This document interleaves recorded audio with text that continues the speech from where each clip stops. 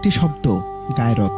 এই শব্দের মানে কি? এটি কতটা ভয়ঙ্কর? এটি এমন এক বিষয় যেখানে আপনার স্ত্রীর শরীর অন্য কেউ দেখা তো দূরের কথা, আপনার স্ত্রীর নামও যেন পরপুরুষ না জানতে পারে। তাহলে একবার ভাবুন, আমরা কি করছি? কোথায় হারিয়ে যাচ্ছে সমাজ?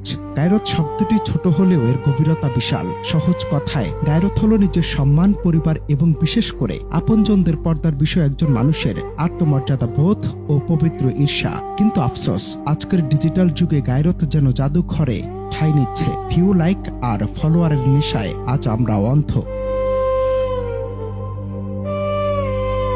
একবার সাদ ইবনে উবাদাহ রাদিয়াল্লাহু তাআলা আনহু বলেছিলেন, আমি যদি আমার স্ত্রীর সাথে পরপুরুষকে দেখি তবে তরবারি দিয়ে তাকে আঘাত করব।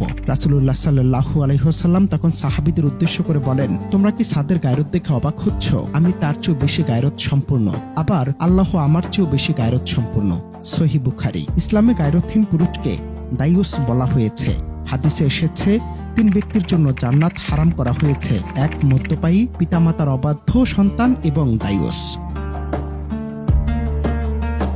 যে পরিবারের গোপনীয়তা ছিল অমূল্য আমানত, আজ স্রেফ কয়েক হাজার রিচ পাওয়ার জন্য সেই স্ত্রী কন্যাদের ক্যামেরার সামনে নাচিয়ে বা সাজিয়ে উপস্থাপন করা হচ্ছে। কন্টেন্ট তৈরির নামে আমরা কি আমাদের ব্যক্তিত্ব আর আত্মমর্যাদা বিক্রি করে দিচ্ছি না? গায়রতহীন এই আধুনিকতা আসলে প্রগতির নামান্তর নয়, বরং এই ভয়াবহ নৈতিক দেউলিয়াত্ব। সোশ্যাল মিডিয়া তথাকথিত ফ্যামিলি ব্লগ বা কন্টেন্ট নামক কাল্পনিক ও মেকি গল্পের মোহে পড়ে আজ সমাজ এক অদ্ভুত গন্তব্যে ছুটছে। যেখানে লজ্জা পাওয়ার কথা ছিল, সেখানে আমরা গর্ব করে ব্যক্তিগত জীবনকে পাবলিক প্রপার্টি বানাচ্ছি। পাশের বাসার মানুষটিও আজ জানতে পারছে আমার সবার ঘরের খবর।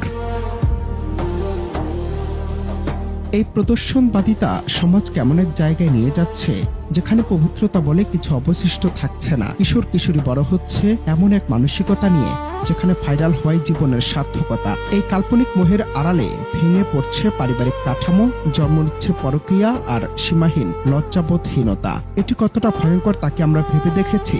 যে ব্যক্তি গায়রতহীন, আল্লাহর কাছে তার কোনো মর্যাদা নেই।